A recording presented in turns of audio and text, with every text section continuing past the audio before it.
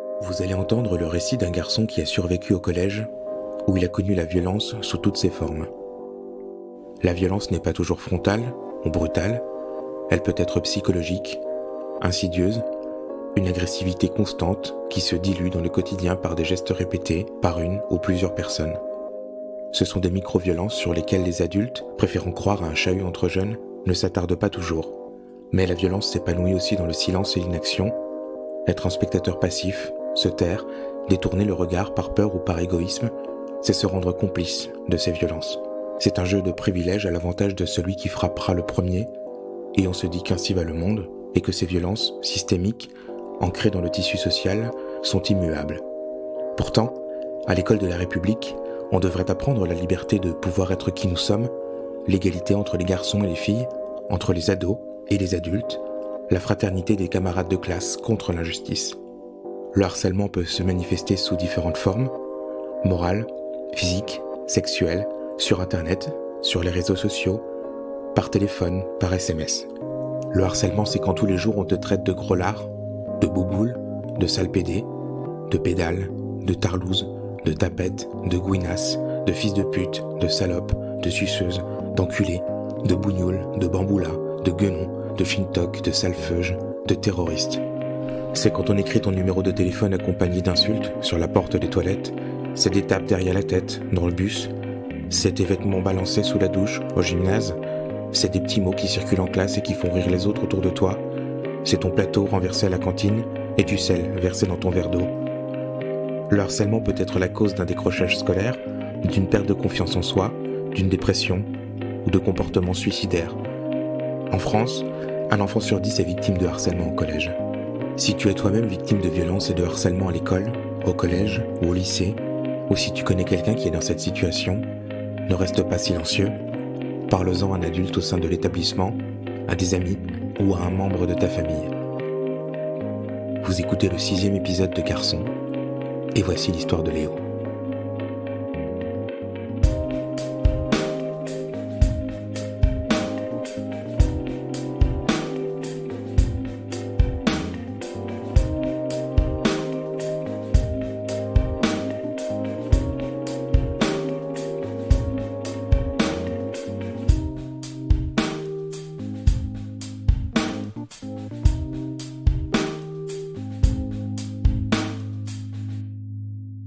Je m'appelle Léo, j'ai 21 ans et je suis en licence de sciences politiques à Paris 8. J'ai effectivement été victime quand j'étais au collège de harcèlement vis-à-vis, pas uniquement de mon homosexualité qui était supposée, c'est-à-dire que je ne le disais pas à l'époque, c'était pas un truc qui se disait, mais c'était quelque chose qui pouvait se deviner par, je sais pas, ma façon de parler, ma façon d'être avec les autres, le fait que je traîne avec plus ou moins telle ou telle personne. Mais je le disais jamais publiquement et j'en parlais très très peu. Mais au final, comme je correspondais pas à certains codes de masculinité, comme j'étais pas, par exemple, j'aimais pas du tout le foot, je cherchais pas à être viril. Des fois, ça m'arrivait de porter des trucs roses, des fois des trucs avec des couleurs. On pourrait penser excentriques, mais moi, je trouvais ça juste beau en fait. Et rapidement, j'ai été la cible pendant presque 3 ans de personnes dans mon collège qui m'insultaient régulièrement. Ça a été jusqu'à des coups. J'étais dans un collège en Normandie, donc à Deauville, dans un lycée de secteur en fait, c'est-à-dire je l'ai pas choisi. Mes parents habitaient juste à côté dans une ville, ils avaient leur hôtel, donc j'ai grandi principalement là-bas. À l'origine, je viens de Bretagne, mais mes parents ont déménagé très vite en Normandie pour s'installer, pour créer leur hôtel, et donc je suis allé à l'école primaire et dans la petite ville là où j'étais, et ensuite je suis allé au collège à Deauville. En classe, c'était plutôt des choses c'était des trucs classiques pour t'embêter, juste pour te faire chier, te pousser. C'est plein de petites agressions comme ça qui ont l'air de rien, mais mis bout à bout, on sent bien qu'on est une cible particulière, et donc on te lance des trucs au visage, on te bouscule quand t'es en train d'écrire un truc, on t'envoie des objets dans la tronche, ou alors on te fait tomber ta trousse, on essaye de te faire tomber. Enfin, voilà, c'est plein de petits trucs comme ça qui te font ressentir que t'es clairement pas du tout aimé par 2-3 personnes spécifiquement dans la classe. Et quand on prend la défense du mec sans défense, justement, qui est un peu la caricature du bon élève, ben forcément, c'est se mettre dans son camp et c'est s'exposer à des violences. Donc je voyais bien un certain regard compatissant de certains de mes camarades qui voyaient ce que je subissais, mais qui en même temps pouvaient rien faire parce que ça impliquait pour eux de s'engager dans ce combat et de se mettre d'un côté ou de l'autre, et donc ils n'avaient pas envie de prendre part à ce conflit. D'un côté je le comprends, mais de l'autre c'est vrai que c'est compliqué de voir des gens devant soi te dire désolé, on peut rien pour toi, moi j'ai envie d'être tranquille. Et heureusement à l'époque, je dirais, il y avait pas encore les réseaux sociaux qui étaient très développés, donc j'ai pas eu cette espèce de harcèlement H24 via les réseaux sociaux. Il y a eu quand même beaucoup de moments où j'ai dû faire face à des gens qui clairement voulaient me frapper, voulaient m'insulter. Et vis-à-vis de ça, j'ai bien senti que mon collège n'avait pas vraiment de réponse face à ça. La principale de mon collège était au courant, et les profs étaient au courant de ce qui se passait. Il y a eu une scène de bagarre qui s'est passée juste devant l'œil d'un prof et qui n'a rien fait. Et c'est ça qui m'a le plus choqué à cette époque-là, c'est vraiment l'inaction totale des adultes, en fait. Je me sentais d'un seul coup complètement abandonné par des gens qui sont censés être là pour nous protéger, pour nous aider à aller mieux, pour nous accompagner, etc. Je sais que c'est pas le rôle des profs de faire la police constamment, mais je m'étonnais de voir ces gens-là ne pas agir et au contraire même le voir de façon un peu ironique. C'est-à-dire que je me souviens d'une scène d'un conseil de classe, parce que j'étais délégué de classe, et il y a eu un moment donné où on a abordé ce sujet-là parce que quelqu'un m'avait frappé au visage à la fin du trimestre, et la principale est arrivée vers moi en me disant alors comme ça on se bagarre, on est un petit bagarreur, en rigolant à moitié, en me caressant la tête comme si c'était un détail, mais pour moi c'était un truc très très grave et ça avait laissé vraiment des marques très précises en moi. À ce moment-là, j'étais en 5e, 4e, je crois. Et c'est un truc qui m'a vraiment marqué. C'est à ce moment-là que j'ai compris que je ne pourrais pas avoir de l'aide des adultes en général. Et même si j'en parlais à ma mère, elle ne savait pas quoi faire, elle ne savait pas comment agir, elle, de son côté. Et j'ai parlé très tard de mon homosexualité à ma mère. Et même à l'époque, j'avais du mal à mettre des mots là-dessus, en fait. C'est-à-dire que même au collège, je ne m'affirmais pas en tant que gay, homosexuel. Enfin, c'était des mots qui restaient encore assez flous pour moi. Et je sentais plus que j'avais un rapport différent vis-à-vis des autres. Quand je voyais les autres garçons, je voyais bien qu'il y avait une façon d'aborder le sexe en général ou le rapport avec les filles qui était différent et que j'envisageais pas de la même manière. Mais j'avais pas pour autant une façon très précise de m'identifier en tant que LGBT. Enfin, à ce moment-là, c'était des termes que je ne comprenais pas du tout. Et ma mère voyait juste ça comme du harcèlement scolaire basique, et ça l'était aussi parce que j'étais plutôt bon élève, donc forcément il y avait tout le harcèlement scolaire des personnes qui étaient qui étaient plus des personnes à problème entre guillemets. Du coup bon, il y avait de ça aussi, mais je restais, quand je lui parlais de ça, je restais focalisé là-dessus et je parlais très peu des insultes, PD, des choses comme ça, parce que même moi j'avais pas envie de les dire à ma mère, en fait. J'avais pas envie qu'elle s'inquiète outre mesure. J'avais l'avantage d'être délégué, donc j'avais aussi cette possibilité de pouvoir dialoguer plus facilement avec les instances dirigeantes de mon collège, et donc j'insistais vraiment, je voulais vraiment que ça débouche au moins vers une exclusion, etc. Et tout ce que j'avais réussi à avoir au final, c'était des exclusions temporaires, des exclusions de 3-4 jours, et il y a un moment donné où je me suis dit, il faut plus que je compte sur les adultes, il va juste falloir que je prenne sur moi et que je fasse attention, que je ne le croise plus, que j'évite tout dialogue, tout contact avec ces personnes-là. Et puis il y avait une sorte de solidarité entre les personnes qui étaient soumises à ces violences. Il y avait plusieurs personnes dans mon collège qui étaient certaines dans ma classe, d'autres pas, ça dépendait des années, mais qui étaient aussi victimes de ce type de harcèlement. Mais c'était pour des raisons toujours très floues, c'était plus parce que c'était justement des gens qui correspondaient pas à des codes de masculinité prédéfinis, mais pas forcément parce que eux étaient homosexuels ou pas. C'était juste parce que ils n'étaient pas spécialement grands, musclés, etc. Donc voilà, ils avaient forcément une étiquette qui leur était mise sur la tête. Il y avait que des garçons qui étaient harcelés. C'était vraiment le côté masculinité. J'étais dans un collège où les filles étaient plutôt tranquilles en général, où elles étaient vraiment de leur côté. Il y avait vraiment deux mondes vraiment très séparés. Il y avait d'un côté le monde des filles et le monde des garçons, et justement pour peu qu'un garçon rentre dans ce monde de filles, il était immédiatement catégorisé comme justement comme appartenant à ce monde des filles, donc potentiellement PD, etc.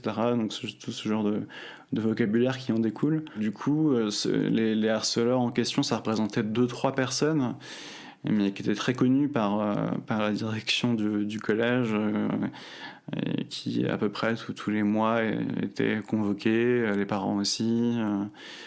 Il y a dû y avoir une convocation en face à face avec ses parents qui ne savaient pas quoi faire en fait. Donc je voyais bien que même de la part de ses propres parents, il y avait rien à faire. Donc il y a un moment donné où il a fallu se créer une solidarité entre ces personnes touchées, entre tous ces garçons touchés. Et donc essayer de se rassurer entre nous, essayer de se défendre en tout cas, ou en tout cas essayer d'éviter tout contact. Et justement, c'est à partir du moment où ces personnes-là ont dû quitter l'établissement, mais je pense plus de manière volontaire que d'exclusion, enfin à ma connaissance, ils n'ont jamais été exclus définitivement. Il y a un problème de pouvoir, ce qui fait que tout le monde se refile un peu le truc en fait. Les profs disent c'est pas mon problème, moi je suis pas là pour faire le flic. Quand on en parle à la direction dit oui mais attendez, vous comprenez bien que si on doit faire des rapports d'incidents, ça nécessite de convoquer les parents, il faut faire un conseil de discipline, il faut faire ceci, cela. Donc on voit bien qu'il y a toute une démarche administrative à faire, que c'est compliqué à mettre en place.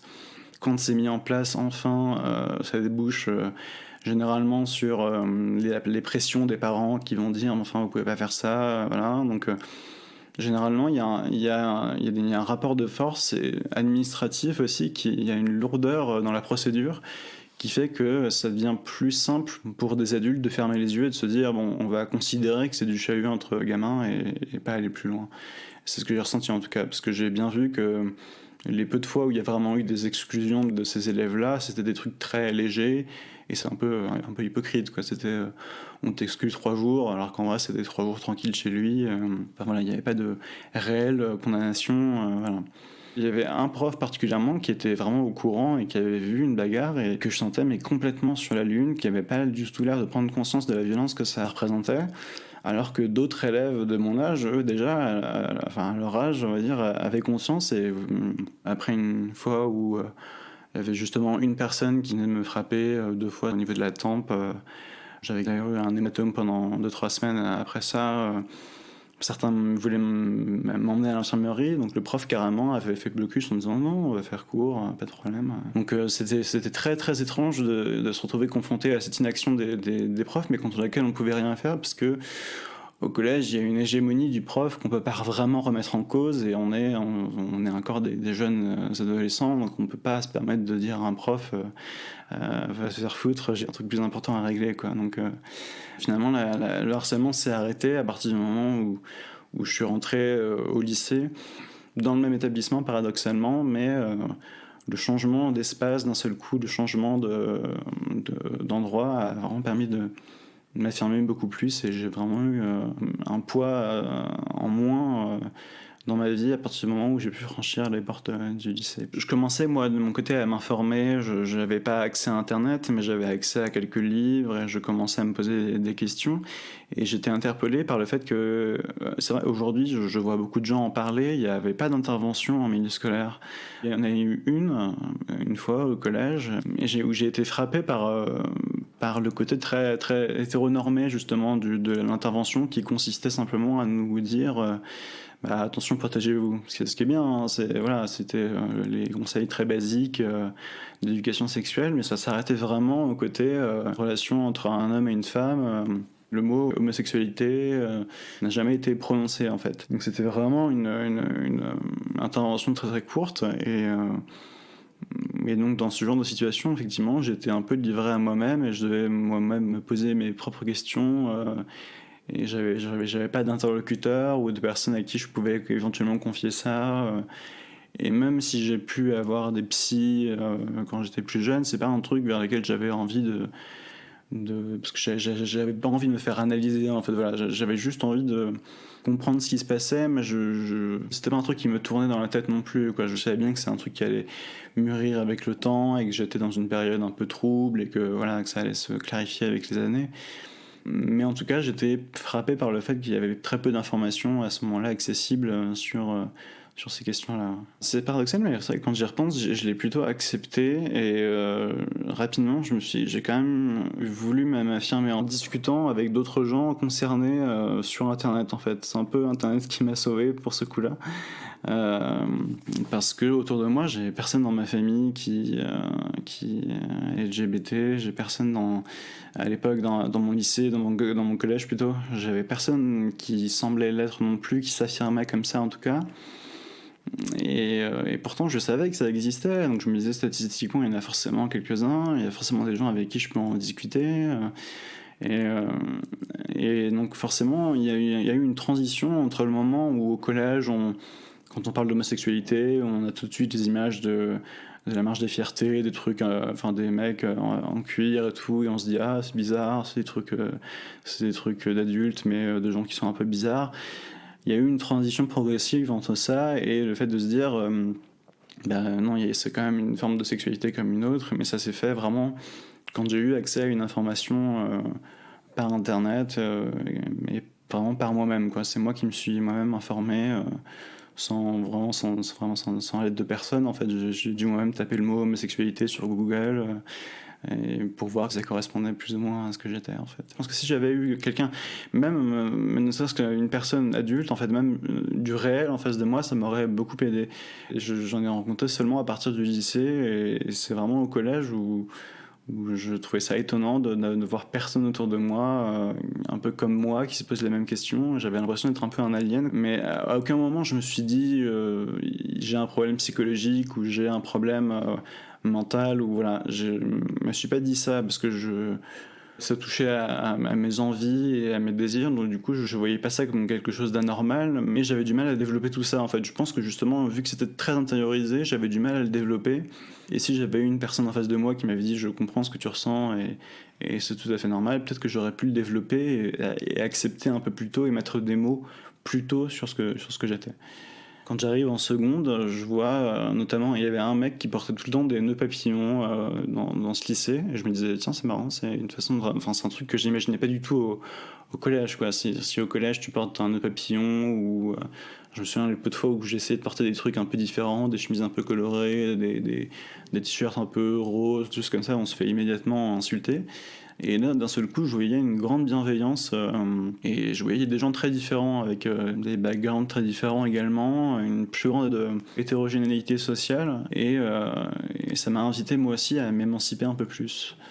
Ça m'a permis déjà de m'habiller un peu plus comme je voulais, de pouvoir commencer à dire ce que je pense, à m'affirmer aussi politiquement, et c'est là aussi où ça a pu m'aider à créer un engagement politique, où j'ai vraiment pris conscience de qui j'étais et de ce que je ressentais vraiment, et c'est à partir de ce moment-là où j'ai pris conscience que ce qu'était l'homophobie en tant que telle, et ce qu'était la communauté LGBT, ce que signifiait tout ça, et ce qu'était l'hétéronormativité, tout ça. Il y a eu d'un seul coup, progressivement en arrivant au lycée, mais il y a eu quand même un grand boom au lycée où j'ai pris conscience de toute cette diversité, et donc et du fait que ça se faisait devant moi. Et là, pour le coup, j'avais des gens vraiment en face de moi qui s'affirmaient et qui étaient d'ailleurs homosexuels ou pas. D'ailleurs, en fait, je me posais pas la question, mais le simple fait de pouvoir avoir des gens différents de la masse, et pas juste des copies de garçons qui jouent tous au foot et qui portent tous les mêmes baskets et qui portent tous les mêmes vêtements, et les filles qui s'habillent toutes de la même manière. Voir cette hétérogénéité, ça m'a beaucoup aidé à trouver aussi ma façon de faire, et donc à me modeler un peu comme je voulais. Le collège, c'était vraiment un moment où j'avais pas l'impression de pouvoir m'exprimer comme je voulais, et où je voyais bien que j'étais constamment soumis à un jugement de quelqu'un, de quelque chose. C'était constamment ça. Pour moi, le collège, c'était vraiment un moule, quoi. Il fallait vraiment correspondre à un moule très particulier et vraiment rentrer dedans. Et pour un peu que tu dépasses très très légèrement, pour un peu que tu ouvres un tout petit peu trop ta gueule et que tu dises un petit peu trop ce que tu penses, ou que tu essayes de faire un truc un peu différent, il fallait vraiment être vraiment dans un moule très précisément, que ce soit pour les garçons ou pour les filles d'ailleurs. Et parce qu'effectivement, les filles, dès qu'elles dès qu'elle portait certains autres vêtements, elle pouvait très rapidement être traitée avec d'autres insultes aussi. Enfin, je veux dire, c'était aussi le cas pour des filles. Je pense il pourrait y avoir des filles de mon collège qui pourraient témoigner aussi, parce qu'elles ont été victimes de ça. En passant au lycée, j'avais plus cette barrière et je voyais bien que j'avais cette possibilité de pouvoir m'exprimer, de pouvoir dire ce que je pense. C'est aussi un moment où j'ai commencé vraiment à maîtriser les réseaux sociaux, pouvoir aussi mieux maîtriser qui j'étais en ligne, etc. Donc aussi mieux gérer tout ça. Donc je me crée vraiment une personnalité. Enfin, j'ai vraiment l'impression de pouvoir structurer ma personnalité au moment du lycée, à partir du moment où j'arrivais en seconde à peu près. Voilà. Quand je suis arrivé dans ce lycée, je me suis présenté aux élections du conseil de vie lycéenne, je me suis engagé dans plein de projets de mon lycée. Enfin, il y avait notamment un spectacle de fin d'année que je faisais chaque année, où je m'investissais beaucoup. J'avais mis à profit mes talents un peu d'humoriste amateur, entre guillemets, je faisais quelques sketchs et tout, et j'ai commencé vraiment à m'engager un peu partout. Et ce qui fait que j'ai commencé à devenir quelqu'un d'assez connu, entre guillemets, au lycée. Et j'étais vu vraiment comme je voulais être, en fait. Je voyais bien que les gens me voyaient d'une certaine manière et ça correspondait à la vision que les gens devaient avoir de moi, en fait. Ce qui n'était pas le cas au collège, où j'avais l'impression d'être un peu dépossédé de ce que j'étais. Parce qu'il y avait des injonctions à ne pas porter tel ou tel truc. Donc je me disais, ok, bon, moi je vais porter que ça maintenant. Ou alors il faudrait que j'achète plutôt telle ou telle marque parce que c'est plus important, c'est mieux vu, etc. Alors que là, ça me faisait plus rien déjà de me faire insulter, c'est-à-dire qu'il y avait quand même peut-être des gens qui persistaient encore un peu dans leur truc en essayant quand même de me déstabiliser, mais comme je me sentais libéré et comme je voyais bien que maintenant j'ai commencé à devenir un peu un adulte progressivement, il y avait plus cette barrière et que je pouvais moi-même contrôler ma vie aussi et donc justement m'investir où j'avais envie de m'investir. J'ai commencé à m'intéresser à la politique, à l'économie, à des choses comme ça grâce à des profs que j'ai pu rencontrer et m'intéresser plus particulièrement à la politique et c'est là où j'ai commencé aussi à contacter justement l'association LGBT de ma région, où j'ai commencé à avoir un parcours politique de mon côté, enfin à m'investir dans des associations locales, etc. Donc j'avais vraiment l'impression de pouvoir contrôler ma vie et avoir une plus grande influence sur ce que j'étais. Voilà. Donc là, je devais avoir 15-16 ans, donc je pouvais pas encore aller dans des bars jusqu'à minuit dans la plus grande ville proche de mon lycée à l'époque, c'était Caen, donc c'est une ville assez loin, c'était à 1 heure de bus, donc bon voilà, c'était pas un truc que je pouvais tout le temps y être, mais c'est là que se concentrait l'essentiel de l'activité politique de la région, donc du coup j'y allais que de temps en temps, et l'engagement était surtout sur internet en fait, voilà, en commençant à relayer des pétitions, en prenant parti sur des sujets, enfin le mariage pour tous a commencé à arriver comme une revendication de plus en plus grande, et j'ai pris parti à ce moment-là. Et c'est à ce moment-là où j'ai vraiment commencé aussi à pouvoir, grâce à des cours justement que j'avais de sciences économiques, sociales, de sciences politiques, à pouvoir avoir mon mot à dire dans les débats que je pouvais avoir avec d'autres adultes.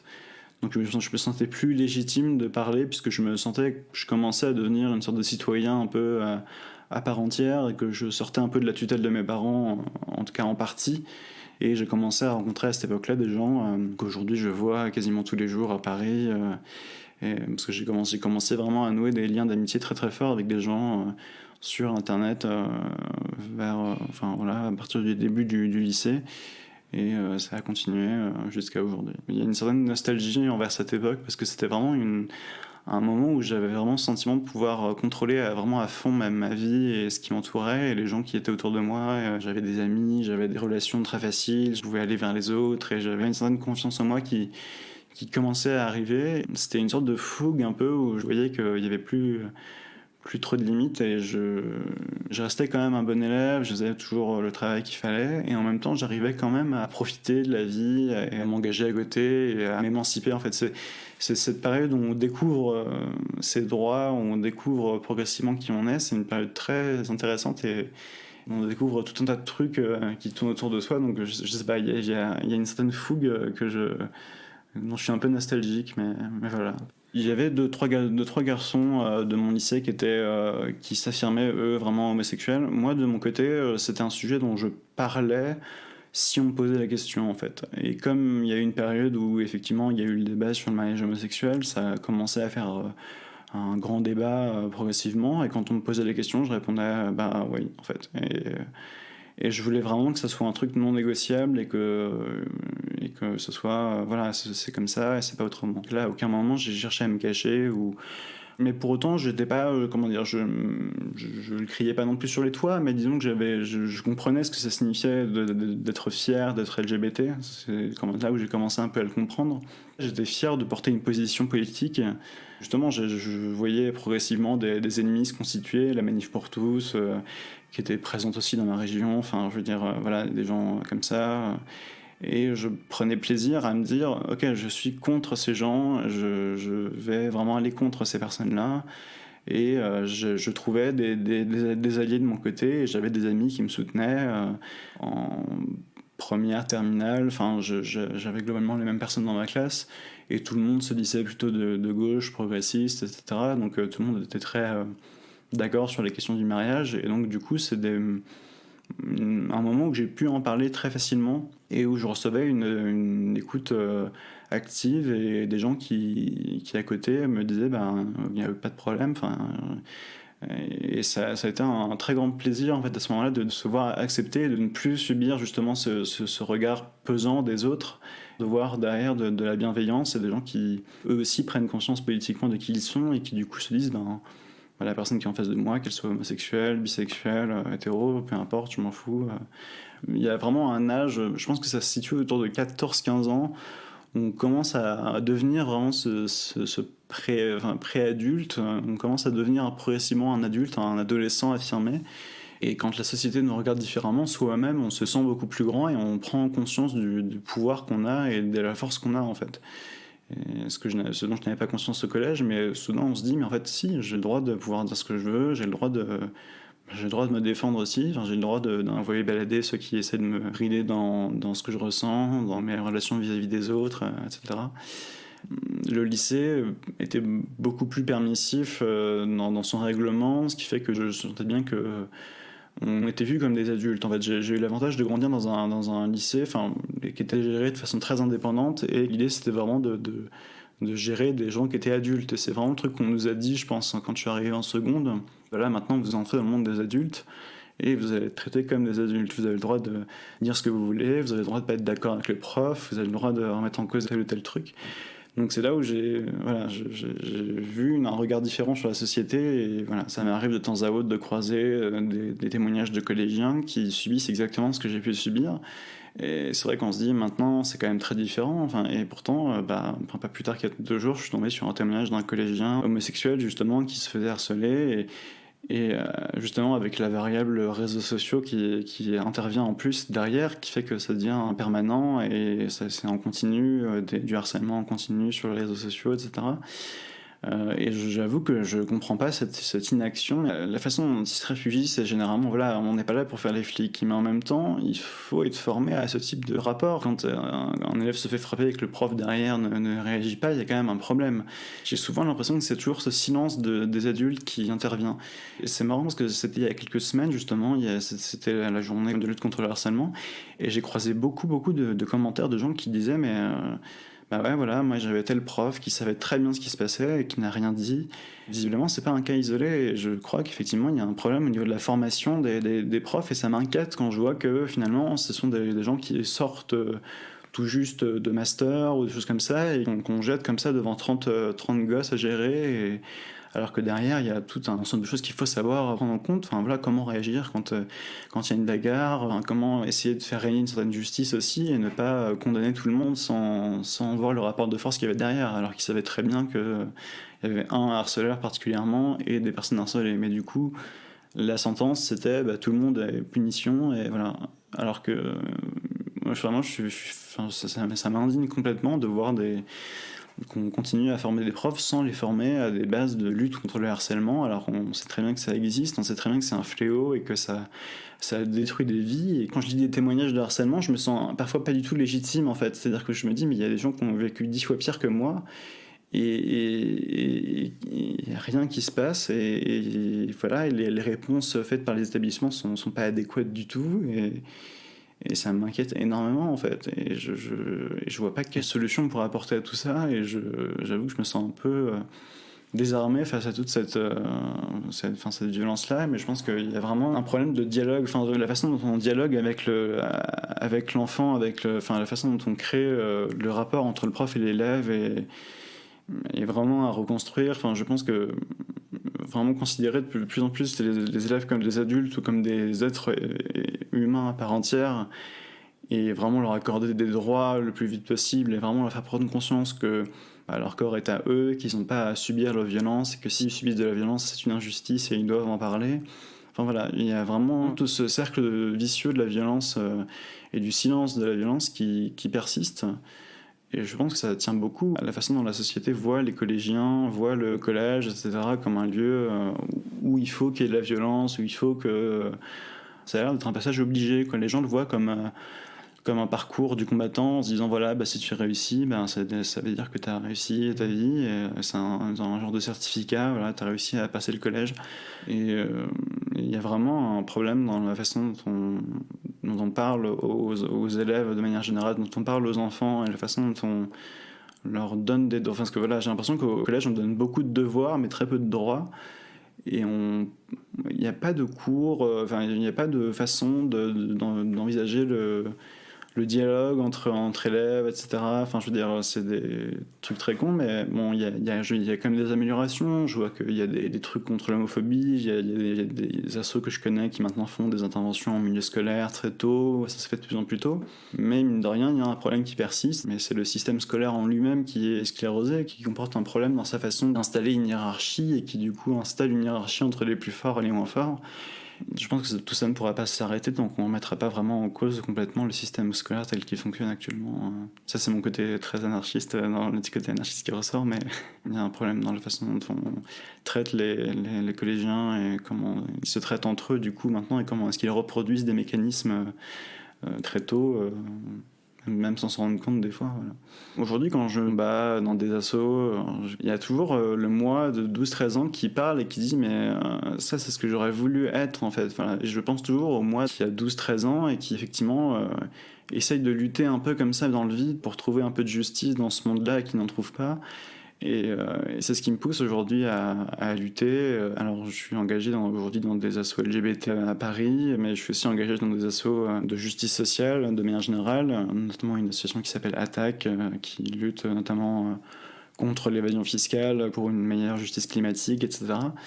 La colère qui vient dans mon engagement, elle vient de ces années-là où j'ai pas pu m'exprimer et où il y a eu tout un truc à rattraper en fait. Voilà.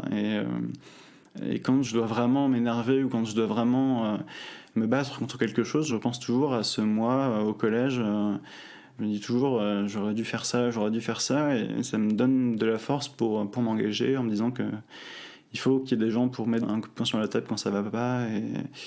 Mais à la base, il y a vraiment cette idée d'injustice qu'il faut régler, et donc j'ai peut-être des comptes à régler avec mon passé en fait. C'est peut-être un truc comme ça, je pense. Enfin, moi, mon but à terme, ce serait de devenir journaliste et j'envisage pas mon parcours de journaliste sans envisager derrière mon parcours de militant ou en tout cas de personne engagée.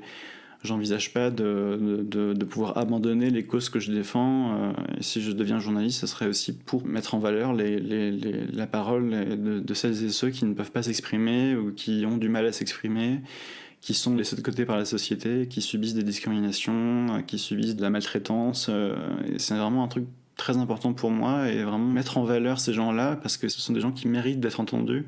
Dans la communauté LGBTI, il y a des tas de personnes comme ça qui devraient pouvoir être entendues et qu'on devrait écouter beaucoup plus. J'ai vraiment envie de traduire mon parcours professionnel dans cette lutte, que justice soit faite, et que j'allais dire que pour que le monde soit meilleur, ça fait peut-être un petit peu utopique, mais j'ai pas peur de me revendiquer utopiste en fait. Je suis quelqu'un d'assez pas forcément toujours très optimiste, mais j'ai une forme d'utopie, et j'ai quand même, je me bats tous les jours pour essayer de mettre en place cette utopie et ce monde meilleur. Voilà. Je pense que mes premières relations amoureuses, c'est un truc qui a vraiment structuré mon engagement LGBT aussi, en fait. Ma première vraie relation que j'ai eue, c'était il y a 4 ans, en fait, c'est terminé il y a 2 ans. Donc elle a duré 2 ans et c'est vraiment elle qui m'a beaucoup inspiré dans ma façon dont je me comporte politiquement aujourd'hui et la façon dont j'envisage le monde.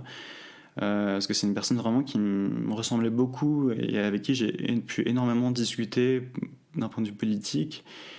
Et en rencontrant cette personne-là, c'était au hasard justement dans un syndicat lycéen, donc j'étais à ce moment-là encore en terminale. Et j'ai compris ce que c'était que la fierté en rencontrant cette personne, parce que j'étais fier d'être homosexuel, d'être gay, en tenant la main de cette personne dans la rue, en pouvant librement l'embrasser dans la rue sans que ça dérange personne. On s'était mis ensemble le jour d'une manif pour tous, donc c'était très drôle de pouvoir narguer un peu tous les manifestants qu'on croisait dans les rues de Paris. C'est une période de ma vie qui a été très, très importante et moi, avec laquelle j'ai toujours un peu du mal aujourd'hui à tourner la page, parce que j'ai toujours beaucoup de mal même 2 ans après, à accepter la fin de cette relation. Et d'ailleurs, j'ai toujours aujourd'hui des traitements antidépresseurs suite à cette rupture-là. J'ai trouvé un peu une personne comme moi qui comprenait le monde comme je le vivais aussi. Il y avait un parcours déjà un peu sinueux. J'ai eu plusieurs événements dans ma vie. Il y a eu le décès de mon père, notamment, c'était justement vers la fin du collège, qui a pu provoquer un peu ce genre de choses. Mais mine de rien, ce qui a vraiment fait plonger dans l'angoisse et dans les idées mortifères, dans les idées comme ça, c'est vraiment la fin de cette relation qui a été très très compliquée à vivre et dont la page est toujours parfois très compliquée à tourner, même encore aujourd'hui. Donc je pense que c'est aujourd'hui, en tout cas, quand je pense à cette dépression, je la matérialise vraiment comme une absence de cette personne-là encore aujourd'hui, mais c'est vraiment un blocage, quoi. C'est un truc, c'est devenu carrément obsessionnel, en fait. C'est un truc contre lequel j'arrive pas vraiment à lutter. Et justement, l'idée de tout ce traitement psychiatrique, c'est vraiment l'idée d'arrêter de se bloquer sur cette idée fixe, cette idée obsédante de cette personne qui manque, et d'essayer d'aller de l'avant. Même si c'est très compliqué, puisque c'est une personne qui est amie avec tous mes autres amis, donc c'est très compliqué de s'éviter constamment et d'essayer de pas trop, mais c'est une personne avec qui je suis plus du tout en contact aujourd'hui. Je rencontre beaucoup de monde, mais c'est compliqué quand on a eu une relation aussi forte et aussi proche de quelqu'un, de retrouver la même chose. Et quand ça m'est arrivé de rencontrer d'autres garçons dans ma vie. Et à chaque fois, il y a toujours cette comparaison en se disant ah ouais, mais alors avec cette personne-là, c'était vraiment autre chose, quoi. C'était beaucoup plus comme ça, c'était beaucoup plus comme si, je ressentais plus des choses comme ça, alors que là, c'est moins, voilà. Enfin, donc il y a vraiment un truc que je maîtrise pas, en fait. C'est vraiment ça qui m'étonne le plus, c'est que je comprends complètement les gens qui me disent, mais pourtant, effectivement, j'ai rencontré beaucoup de gens à l'espace de 2 ans, depuis la fin de cette relation. J'ai rencontré plein de gens, tous géniaux, tous très intéressants, et j'ai beaucoup grandi politiquement, j'ai beaucoup grandi humainement depuis. Mais il y a un truc que je maîtrise pas, qui est un blocage au niveau dans ma tête. Je ne sais pas vraiment à quel point ni comment ça se résout, mais voilà, c'est un petit Rubik's Cube comme ça qu'il faut réussir à résoudre pour réussir à aller de l'avant. Et malheureusement, parfois les médicaments sont un passage obligé. J'ai été hospitalisé aussi plusieurs fois à la suite de ça, mais bon, ça fait partie d'épisodes de la vie peut-être un peu plus tristes, mais j'espère que je pourrais pas en rire, c'est peut-être pas, j'en rirai jamais, mais disons que je pourrais voir ça de façon positive une fois que tout ça sera réglé, et je pense que je pourrais que tirer du bien de ce que je suis en train de vivre actuellement, à savoir des gens qui m'entourent, qui sont là pour m'aider, qui sont aussi là pour me réconforter, pour m'aider à trouver les mots, pour faire sortir justement ce truc-là qui me bloque. Je ne sais pas quand est-ce que ça s'arrêtera, mais le plus tôt possible, j'espère. On s'oblige souvent à se donner une bonne façade aux gens pour pas trop non plus leur faire peur, parce que ça peut souvent faire peur un dépressif ou quelqu'un qui a des idées suicidaires. Souvent, on peut souvent avoir un mouvement de recul et se dire voilà, cette personne est un peu bizarre quand même. Donc souvent j'essaie quand même de tempérer le truc en disant que bon voilà, il y a quand même je suis pas non plus tout le temps comme ça et que voilà, je fais ce qu'il faut de mon côté pour faire en sorte que ça aille mieux. Donc voilà, j'avoue que j'étais pas préparé. Ça c'est quand même un élément important de ma vie qui structure vraiment ce que je suis en ce moment et qui est un peu au cœur qui mine de rien s'immisce un peu partout dans toute ma vie, à tous les moments de ma vie. Donc ça reste un truc auquel je pense constamment sans vraiment m'en rendre compte en fait. Donc du coup c'est vrai que ça me paraissait peut-être un petit peu important de le préciser, en tout cas pour que le portrait soit un peu plus complet. Bah oui, aujourd'hui c'est vrai que j'ai beaucoup de psy dans ma vie, mais là je suis actuellement suivi par une psychiatre. Aujourd'hui c'est un traitement qui est un peu par lequel je suis obligé de passer, mais qui a un peu une incidence sur ma vie en général, sur mon parcours, mais qui est plutôt sur une bonne lancée, je dirais. Enfin, je vois aujourd'hui un psychiatre régulièrement, j'ai un traitement plutôt stable qui m'aide aujourd'hui à contrôler mes émotions, mes périodes les plus difficiles, qui m'aide à régler mes angoisses récurrentes. Et donc ça va vers quelque chose de bien, et j'espère que ça va continuer. Voilà.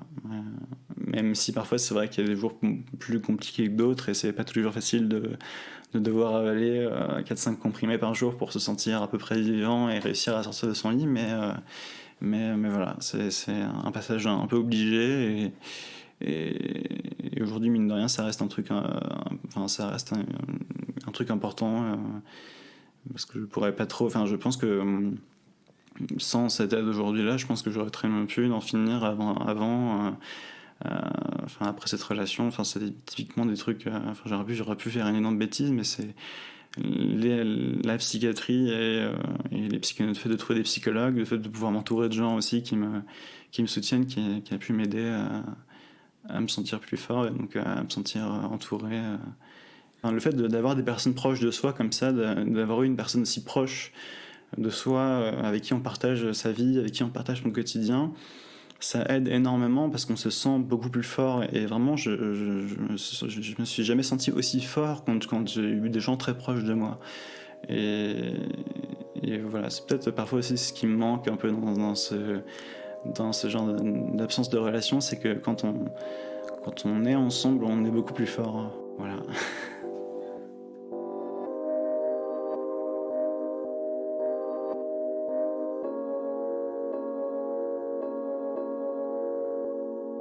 Si vous avez aimé cet épisode, n'hésitez pas à vous abonner, à laisser des étoiles sur iTunes, un pouce bleu sur YouTube et des commentaires un peu partout.